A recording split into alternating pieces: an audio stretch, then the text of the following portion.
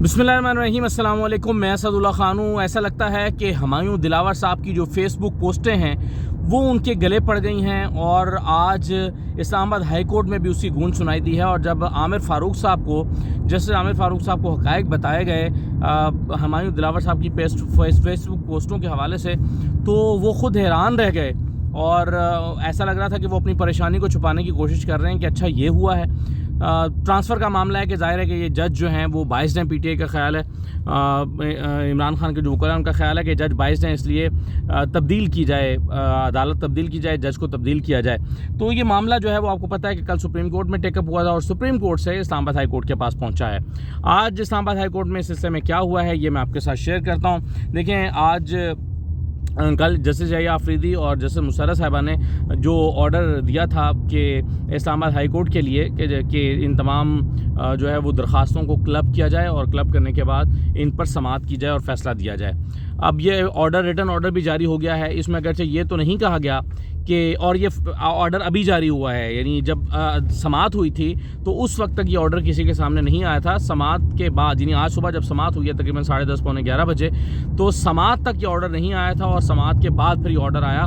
क्या हुआ है आज मैं आपको बताता हूँ। और फिर ख़ास तौर पर जज हुमायूं दिलावर साहब की जो फेसबुक पोस्टें हैं उनका किस तरह से जिक्र आया और उसमें क्या उनके मौक़िफ़ में क्या सुकून मौजूद है, जज साहब के अपने मौक़िफ़ में सुकून मौजूद है, वो मैं आपके साथ शेयर करता हूँ। देखिए, सबसे पहले ख्वाजा हारिस साहब जो हैं वो जब रोस्टम पर आए तो उन्होंने बताया कि सुप्रीम कोर्ट का ऑर्डर आया है, हमारी 4 दरख्वास्तें हैं, उन्हें इकट्ठा करके आप फ़ैसला दें। दरख्वास्त होगी आपसे कि सुप्रीम कोर्ट के फ़ैसले की रोशनी में इनको आप इकट्ठा करके फ़ैसला सुनाएँ।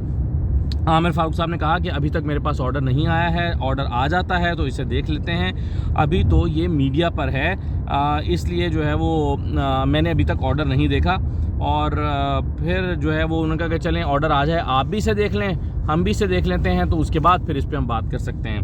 तो ख्वाजा हारिस साहब ने कहा कि हमें प्रॉब्लम ये हो रही है कि एक तरफ नीचे ट्रायल चल रहा है और दूसरी तरफ इस्लामाबाद हाई कोर्ट में और तीसरी तरफ हम सुप्रीम कोर्ट में भी गए हैं। तो मेरी दरख्वास्त है कि जब तक हाई कोर्ट से ये मामला, हमारी दरख्वास्तें डिसाइड ना हो जाएं, तब तक जो है वो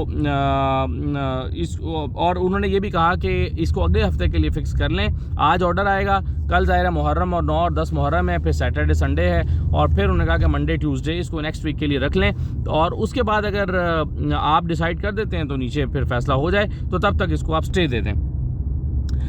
फिर कहा गया कि एक हमारी ट्रांसफ़र की दरख्वास्त है, उसको पहले डिसाइड कर लें और फिर ये जो ट्रायल है ये कंटिन्यू हो जाए, तो इसमें कोई हर्ज नहीं है। आमिर फ़ारूक साहब ने कहा कि मीडिया पर बाज़ दफ़ा चीज़ें गलत भी रिपोर्ट होती हैं, तो आप ये बताएं कि अच्छा, ये सवाल अब जस्टिस आमिर फ़ारूक साहब ने ख़ुद उठाया है, ये सवाल किसी और ने नहीं उठाया।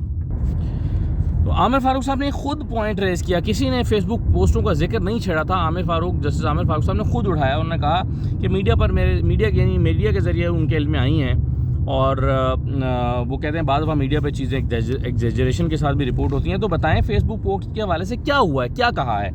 तो ख्वाजा हारिस साहब ने कहा कि देखें, जज साहब ने वर्बली ये कहा है कि फ़ेसबुक तो मेरी है लेकिन फ़ेसबुक पोस्टें मेरी नहीं हैं।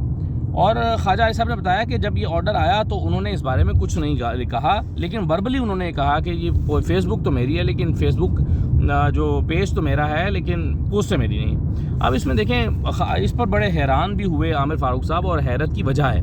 हैरत की वजह क्या है? हैरत की वजह यह है कि जज साहब जब ये तस्लीम कर रहे हैं कि फ़ेसबुक पेज मेरा है तो पोस्टें मैंने नहीं लगाई, इसका क्या मतलब है?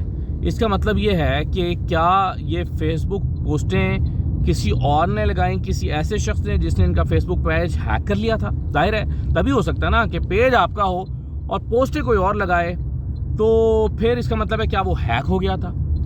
अच्छा, अब अगर वो हैक हो गया था तो आपने, एक जज हैं आप, रिस्पॉन्सिबल आदमी हैं, आपके पेज के ऊपर गलत चीज़ें पोस्ट हो रही हैं, या आप देख सकते हैं, देख रहे हैं, विजिबल है आपके लिए, तो आपने इसकी हैकिंग को कहीं पर रिपोर्ट क्यों नहीं किया कि जी मेरा फेसबुक पेज हैक हो गया है और उस पर गलत पोस्टें लगाई जा रही हैं? कोई एक एविडेंस, कोई एक इस हवाले से कोई क्लैरिफिकेशन, कोई रिपोर्ट, कोई आपने फॉरेंसिक FIR में रिपोर्ट किया हो कि मेरा पेज हैक कर लिया गया। आप जज हैं, एक आम आदमी नहीं है, जज हैं आपके, और फिर ना सिर्फ हैक हुआ है, अगर हैक हुआ है, ये वैसे जज साहब ने कहा नहीं है कि हैक हुआ है, सिर्फ उन्होंने कहा कि पोस्टें मेरी नहीं है। تو پوسٹ تبھی آپ کی نہیں ہے نا جب وہ ہیک ہوا ہوگا، اور اگر وہ ہیک ہوا ہے تو اس کا مطلب ہے آپ نے پھر اس کو رپورٹ کیوں نہیں کیا۔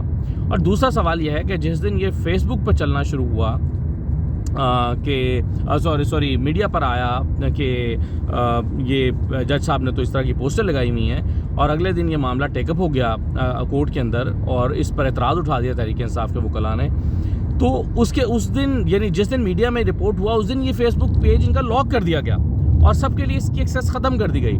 پھر یہ لاک کس نے کیا، یہ اگلا سوال ہے۔ یہ سوال ابھی تک ٹیک اپ نہیں ہوا، لیکن یہ ہوگا ٹیک اپ کہ بھائی پھر اس کو لاک کس نے کیا، سب کے لیے ایکسیس کس نے ختم کیا۔ اگر تو لاک خود جج صاحب نے کیا تو پھر اگین پرابلم ہے۔ آپ نے اگر لاک کیا تو اس کا مطلب یہ ہے کہ آپ کے پاس اس کی ایکسیس موجود ہے، ہیکر نے آپ کی ایکسیس ختم نہیں کی۔ اگر آپ کے پاس اس کی ایکسیس موجود ہے تو پھر کئی سال سے یہ پوسٹیں جو عمران خان کے خلاف ہیں یہ آپ کے فیس بک پیج پر کیوں پڑی ہوئی تھیں، وہ آپ نے اس کو ڈیلیٹ کیوں نہیں کیا تھا۔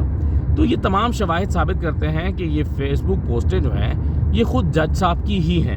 اور یاد رکھیے گا جب ٹرانسفر کا کیس ابھی اسلام آباد ہائی کورٹ میں ٹیک اپ ہوگا، سماعت تو ابھی اس کی ہونی ہے کیونکہ سپریم کورٹ کا فیصلہ آ گیا ہے، اور جب سماعت ہونی ہے تو یہ ٹرانسفر کے کیس میں فیس بک پوسٹیں تو ذکر ہوں گی، اور جب فیس بک پوسٹوں کا ذکر ہوگا تو یہ سارے آرگومنٹ عدالت کے اندر آئیں گے کہ جج صاحب جو ہیں وہ عمران خان کے حوالے سے ایک بائس رکھتے ہیں، اور ان کا ایک بائس موجود ہے، ویزیبل ہے، اور ان کا یہ آرگومنٹ بظاہر درست معلوم نہیں ہوتا کہ جی میرا پیج تو ہے لیکن پوسٹیں میری نہیں ہیں۔ یا تو ہمایوں دلاور صاحب کہہ دیتے کہ نہ یہ پیج میں نے کریٹ کیا ہے اور نہ پوسٹیں میں نے کی ہیں، لیکن انہوں نے یہ نہیں کہا، انہوں نے تسلیم کیا کہ فیس بک پیج میرا ہے لیکن پوسٹیں میری نہیں ہیں۔ تو میرا نہیں خیال کہ ان تمام حقائق اگر عامر فاروق صاحب اس کو سنتے ہیں فیصلہ آنے سے پہلے لیکن یہ بڑا ٹرکی اور کریٹیکل پوائنٹ ہے کہ نیچے اگر ٹرائل کو عامر فاروق صاحب سٹے نہیں دیتے اور جو ہمایوں دلاور ہیں فیصلہ سنا دیتے ہیں جلدی میں، ایک آدھ دن میں ایک دو دن میں فیصلہ سنا دیتے ہیں،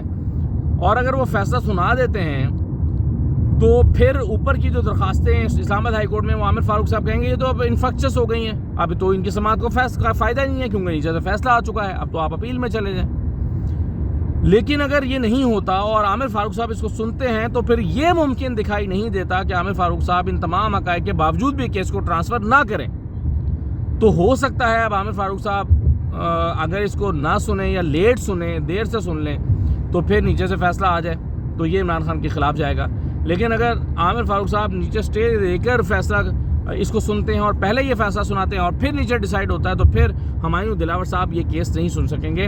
پھر اس بات کا کوئی جواز موجود نہیں ہے کہ ہمایوں دلاور کے پاس یہ جو ہے یہ کیس موجود رہے اور چلتا رہے۔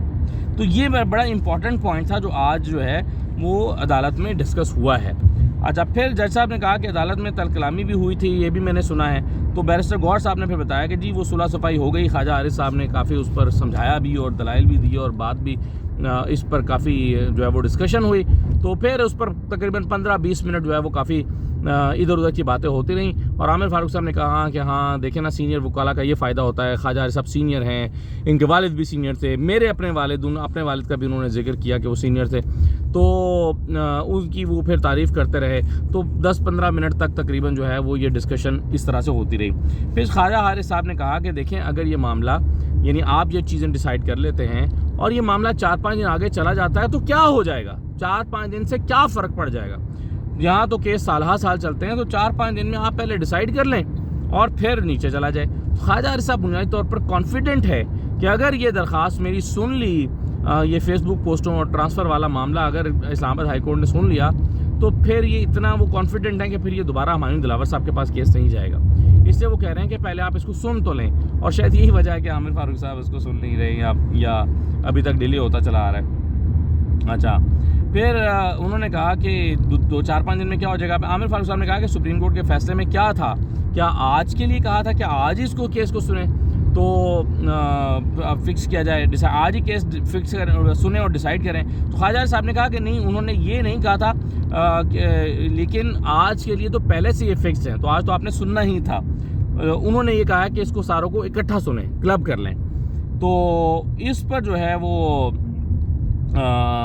انہوں نے کہا کہ جی ٹھیک ہے چلیں، پھر فیصلہ آ جاتا ہے تو ہم اس کو دیکھ لیتے ہیں۔ عامر فاروق صاحب نے کہا کہ آپ کے دیکھیں بنیادی طور پر تو 2 پوائنٹس ہیں۔ عامر فاروق صاحب نے کہا کہ آپ کے بنیادی طور پر دو چیزیں ہیں. ایک تو جورسڈکشن کا معاملہ ہے, یعنی ایک آپ جانتے ہیں, کل میں نے آپ کو ایکسپلین بھی کیا تھا کہ ٹائم بارڈ ہے یہ کیس. ٹیکسیشن کا معاملہ ہے, وہ 120 دنوں میں سنا جا سکتا ہے, تو یہ ٹائم بارڈ ہے. تو اور دوسرا یہ کہ میجسٹریٹ کی عدالت میں پہلے جانا چاہیے تھا, میجسٹریٹ سے اوپر آنا چاہیے تھا. تو جورسڈکشن کا مسئلہ بھی ہے اور پھر ٹرانسفر کا مسئلہ ہے. تو عامر فاروق صاحب نے کہا کہ بیسکلی یہ دو چیزیں ہیں. تو انہوں نے کہا کہ جی ہاں درخواستیں 4 ہیں, لیکن درخواستیں ویسے مجموعی طور پر تو 6-7 بن جاتی ہیں, لیکن بنیادی طور پر 4 چیزیں ہیں. اگر آپ جوڑ کر ملا کے دیکھیں اور معاملات, اس میں 2 یہ امپورٹنٹ بنیادی 2 چیزیں ہیں.